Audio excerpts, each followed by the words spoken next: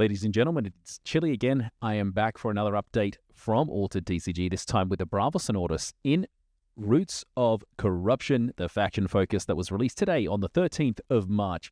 Let's go through the article itself. So we got a chance to see a bit of this yesterday with Lyra and Izmir. So after discovering more on the Izmir's hidden secrets and the Lyra's purifying rituals, our faction focus series continues. In this second installment, we shine a spotlight on the two pillars of the city's defense, the Bravos and the Ordis. As corruption relentlessly advances, pure heroism meets iron discipline. Not bad at all. So let's have a look. What do the Bravos have to say for themselves in this upcoming set? To defeat the nightmare, one must strike at its very heart. While the Izmir bear this heavy burden, they cannot succeed without an escort, and that is where the Bravos come in. An elite vanguard has formed around Sunniva and Rust. Okay, here we go. So it is Sunniva now. So we are going to hear a little bit about who Sunniva is, who Gretel is as we go here. So scouts, protectors, and warriors prepared to sacrifice everything for the mission, even if it's a one-way trip into hell. Nice. All right, fortunately, Sunniva has awakened to her true nature. She now knows she is an Onoroi, the physical manifestation of a legendary being within our world. While she remains Sunniva, she is also Gretel, and Gretel is anything but timid. Now, I'm assuming it's Hansel and Gretel in terms of the character that she's portraying. You can see how cool that art looks there. Awesome work there with the nightmare coming up with all those eyes. Really, really, really fun. So many volunteers follow her lead, including the fearless Nayla. I think this might be Nayla then. Sorry, Nelia. I'll say it properly. Including the fearless Nelia. Her piercing gaze is vital for spotting threats, while her acrobatic prowess allows her to dance through danger. By drawing the nightmare's attention and creating vital openings, she ensures the troop can press forward. In this desperate push, every small feat counts. For the Bravos, the mission is the only thing that matters. And really, really cool. Nice work there by Kevin Siddhartha. Love it. Love it. Absolutely love it. And then, from Pathfinder to Hero, Sunniva has stepped into her destiny. Familiar to players as a Bravos staple, she returns as Gretel, with a clear purpose and a formidable ally, Rust. Together they embody a faction defined by heroic feats and pushing beyond one's limits. Their strength lies in the mastery of prowess. Every feat achieved by your characters unlocks lasting effects and empowers Rust, who scales in strength as the match progresses. Your successes are never fleeting. They build a cumulative advantage and exert constant pressure on your opponent. Specific feat cards can even redefine your entire strategy. Reap the Mana, for instance, encourages you to hoard a massive mana pool to trigger decisive late-game advances. Other cards reward your established feats. Spry Scout reaches its full potential only when you control a feat, granting a bonus that directly rewards your momentum. In this deck, a feat is more than just a one-time achievement. It is a cornerstone of your victory, and we can read into Reap the Mana there. Wonder who the characters are that are being shown. So, 2/2, Reap the Mana, landmark permanent feat. When played from anywhere, you may put a card from your reserve in your mana zone. Exhausted. If you do, resupply. Interesting. The mana you put. Okay, when you pass, if there are 12 or more mana orbs in your mana zone, complete me. Okay, and then completed. If one of your expeditions would move forward during dusk, you may exhaust me to make it move forward one more region instead. That's not bad for the price, but it does actually go counter to the way that most of the current Bravos heroes work, in that they're trying to get very quick wins. This is actually prolonging the game. I know that Achati does that at the moment, but I don't see that being such a late game balancing act. It's just basically surviving, and then you just overthrow your opponent with what you've got. And you play this in the landmark. It doesn't gain fleeting. Complete me to unlock my last effect. So I really like what they've done with feats. I think feats are really cool. And Spry Scout, 2/2 for 2/2/2. When played from a reserve, if you control a feat, I gain 1 boost. If it's completed, up to 2 target characters each gain 1 boost instead. Once again, just finding ways of using these new mechanisms to provide greater value. And I love that you have to go through hurdles to get the benefits rather than just being a given. So really, really good work. I think this set, it has to go ahead. This set is going to be fantastic. It's going to draw a lot of people in terms of its comprehensive style of play, much more Difficult, I would say, much more immersive, but also the art and the theme is something that Altered has been missing in terms of really that darkness. To withstand the nightmarish corruption, the Bravos have deployed an elite task force with a critical mission, escorting the Izmir sorcerers to the heart of Naos, where the mages will seal the breach. This highly trained suicide squad, see what they're doing there, is organized, powerful, and reactive. You can see the energy in characters like Carmela, Fast Striker, and across all our feat cards, especially The Last Stand, which we illustrated to feel like a climatic scene from an action movie. Behind the front lines, essential but invisible talents complete this elite troop. The guiding Ocelot carves a path through the ruins of the lower city. The Reka Fixer keeps the team supplied with food and tools, and the devoted Protector carries the wounded to safety. By placing them in such an extreme context, we've ensured that even non-combatants are portrayed heroically through dynamic compositions and perilous environments. And here, really, really beautiful art. Look at the top ones first by Justice, Taras, Julian, and Andy. Really, really cool. And you can see, I really love this one by Taras, The Last Stand. It looks amazing in terms of what we've seen. And we've seen this art before. Justice has done a good one. I'm assuming that one there, that's probably Carmela, Fast Striker. And trying to find out, is that the guiding, who's this? I'm trying to figure out who that, it's the cat that you see as a little baby, though, a smaller one in the game found. That's what it looks like to me, but it looks amazing. Like, really cool. I've got no idea what man. I guess that's the guy that's providing the food. So that is the Reka Fixer right there, helping out how they can.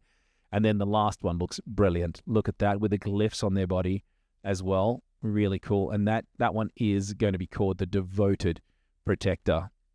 That's gorgeous art. And really with the, I'd say Wakanda style,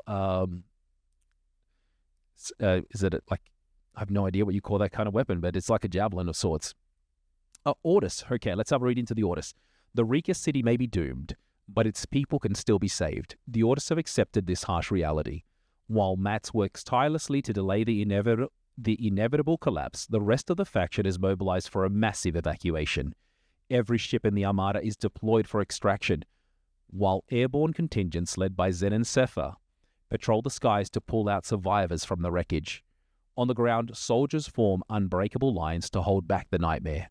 Between reconnaissance, securing sectors, and managing the exodus, holding the front is a desperate race against the clock. Pegasus, and this is really cool because Pegasus is going to give us some fun things. Pegasus embodies the philosophy the Ordis cling to amidst the catastrophe. When all seems lost, every small success is a triumph. In the face of total defeat, saving even a single person is a victory. This is the faction's singular focus, salvaging what remains. Pegasus soars above the crumbling spires and roiling clouds, searching for survivors. The moment he spots one, he dives, carries them to safety, and delivers them to the last remaining ports, held by the Asgarthans and Reka, where the evacuation ships await. That's a really, really cool. And we're seeing some more of the blues. I know we've seen a lot of the purple hazes, but not the aqua blues. And Dobat, fantastic work again. All the art that you guys have done is amazing. So Zen returns ready to take your expedition to new heights. With her at the helm, the Ordis present a true strategic puzzle. Progress through elevation to unlock powerful rewards. Every step forward counts. Each threshold crossed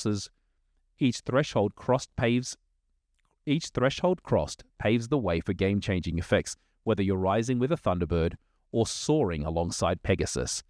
In this faction, nothing is left to chance. The Ordis playstyle is precise, demanding, and almost surgical, where a single stat point can be the difference between failure and a successful expedition. Success lies in optimizing your values, anticipating your elevation triggers, and knowing exactly when to accelerate. With Zen, the Ordis challenge players to master a subtle and rewarding deck where discipline and long-term vision turn every advance into a true ascent.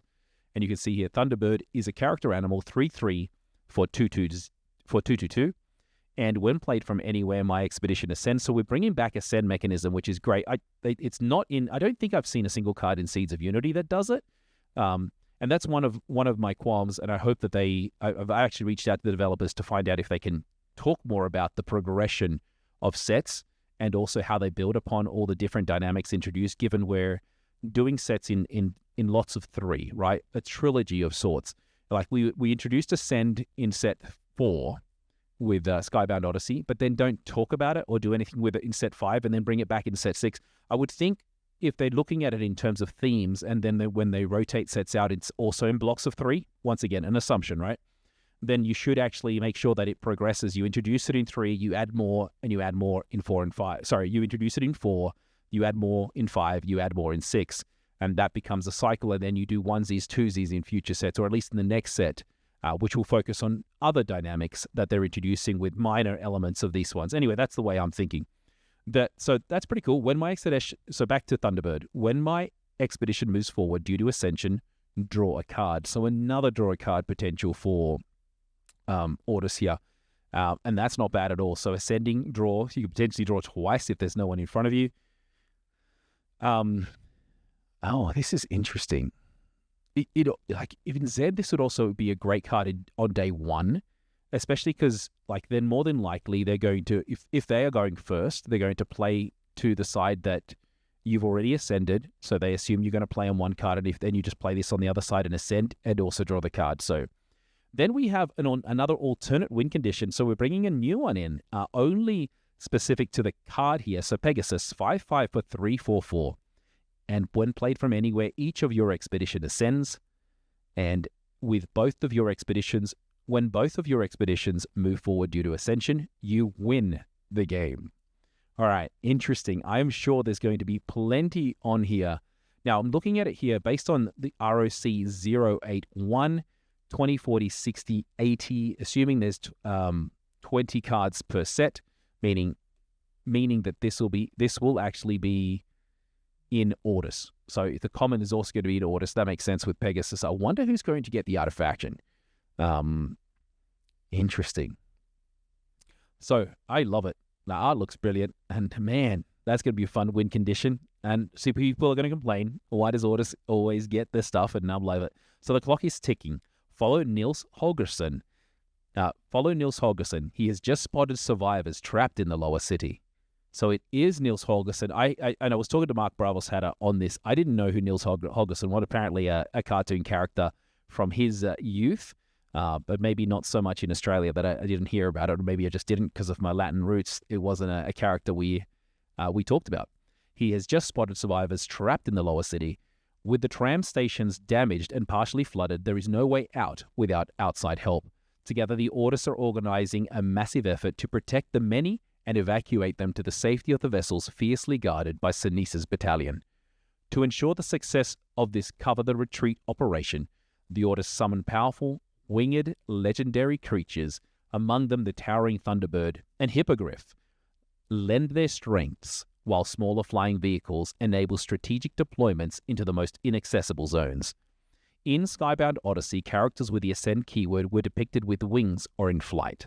To maintain visual consistency across the game, our art team has given these same characteristics to the Ascended characters in this expansion. Their wings also serve as a grim reminder that the Reka city is an archipelago of floating spires. When the bridges are destroyed, flight becomes the only path to survival. So that's really, really cool. Bavo, Kevin, Doba, and Koa doing great job in terms of the art. Is that a sword that's been thrown and flung out? No, I think, that might be the hand that's coming in. I'm trying to figure out which way it's going.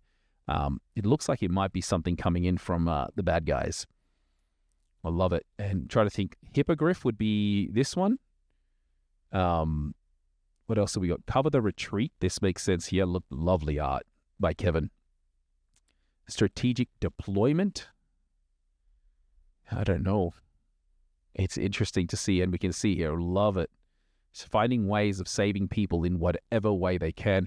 Really, really cool art. I am looking forward to getting this set out there, and hopefully everything goes well with the Game Found. And talking about the Game Found, as I've got this little light that's just on my forehead, it's okay. Let's have a look where we are. So we're at 291,000, almost about to reach our 300,000 pledge with 6 days left.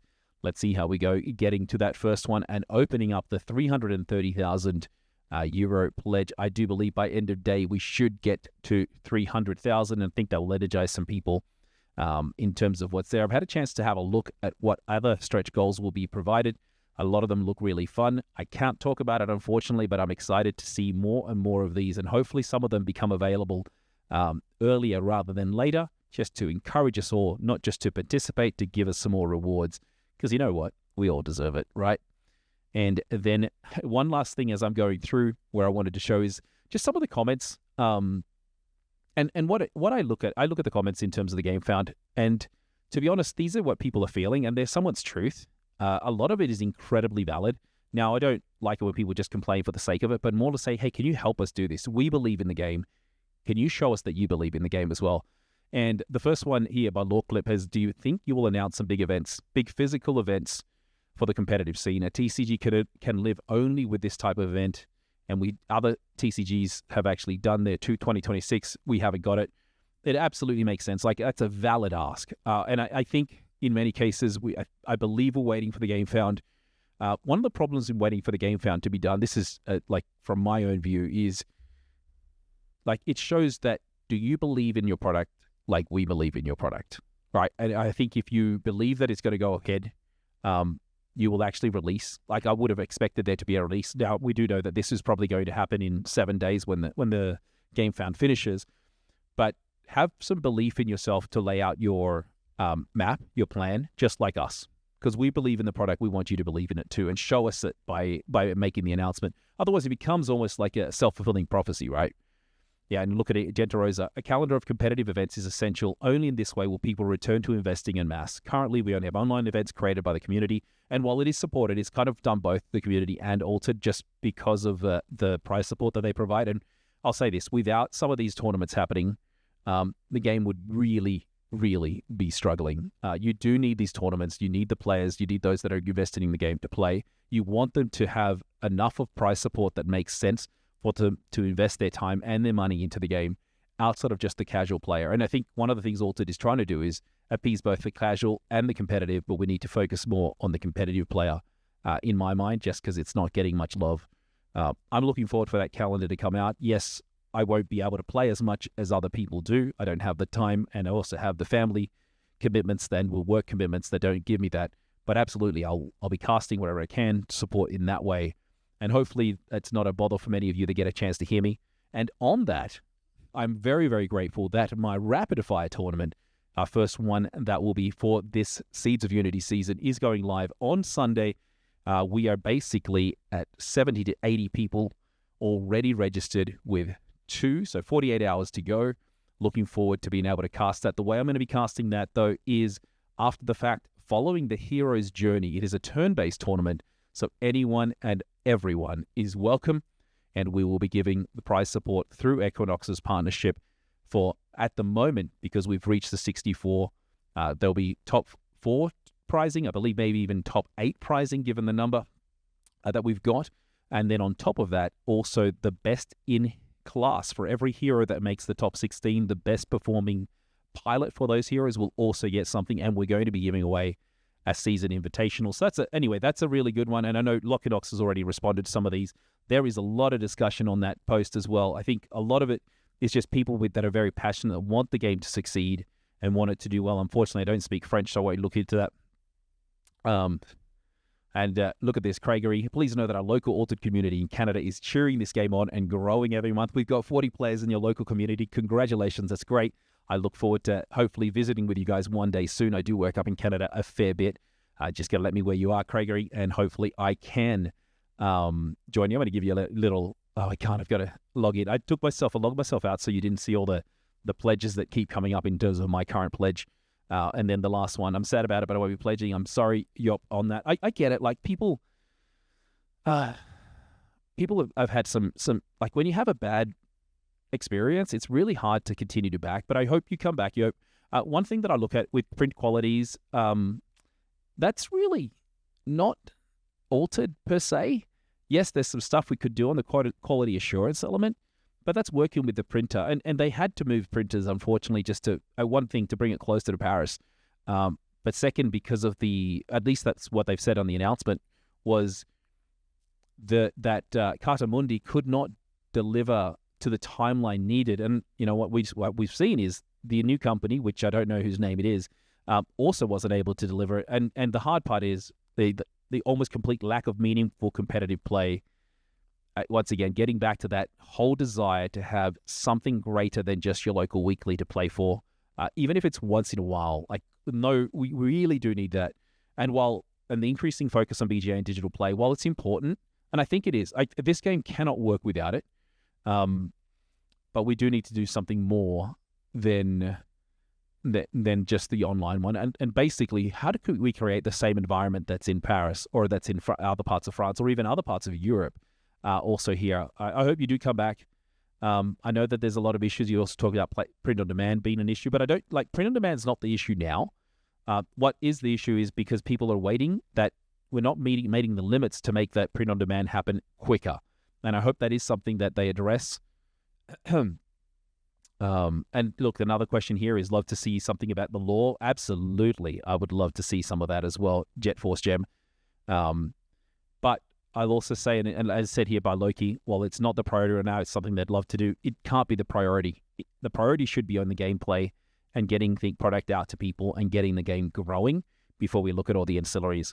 The set is something that we're hyped for. Kasham, love it on that as well. And there's a lot of Craigery in here. Let's have a look. A good way to emphasize once again the qualities of Auto will be to share a GameFound update that presents the various formats that exist: standard, no unique, singleton, booster drafts, sealed deck, multiplayer. I think multiplayer, you're right, it doesn't get much love, but it works really, really well as a casual format for many people. But once again, is that what's going to get people to buy into the GameFound? I hope it does. I hope it grows. One of the things that I was looking forward to, and I'm hoping does come back, is the ability of getting some more of the uniques. The uniques, in my mind, should be like you could buy directly. Now, don't give away the uniques or sell the uniques for set 5. For Roots of Corruption, like I would expect that. But what you should have the ability of making is those uniques from set Seeds of Unity and also from, what is it called? Skybound Odyssey. Because they're the ones that are going to be basically available while this game is going, given set 7 is going to put into the history books, set 1, 2, and 3, unless you're playing the Eternal format. Anyway, there's a lot that I'm sure Equinox is learning. I do hope that they get there. Once again, let's just go back and have a look here. 292,471 euro, almost there for that first stretch goal. Once we hit the first one, I think there'll be an extra goal, and you can see it keep triggering up. My mind is going that saying maybe it's going to keep going up as we, how would I put it, as we go into the weekend. You know, that people are waiting for the weekend to be done. And then hopefully that helps us out a little bit more. I do hope it. I'm looking forward to getting more and more of these stretch goals, more gifts coming to us as this game grows. Will we get to the 900,000 euro that was done in Seeds of Unity? I hope we do. Right now, with 6 days to go, it's not looking like we're going to get up to that level. I do believe, though, that we should get the 600,000, and my hope is it goes with all the additional things that they're going to provide, that they can easily make it to 800. If we get 800,000, given all the delays and all the issues they had, this is incredibly successful. If we get to 600,000, I think that is good, and I wouldn't be sad with 600,000, but I do want us to be able to get to the 800,000. That would be my goal. Anyway, and on that, hopefully you're having fun. I'm looking forward to reading tomorrow's cast or tomorrow's announcement on the last 2 factions we are yet to see. So that is both the Muna and also Axiom. You can see the numbers trickling up a little bit. So 1,098 backers. The numbers just keep going back and forth. Let's see what ends up happening here as people are checking in, checking out, making some minor changes to their GameFound. But anyway, on that, I bid you adieu.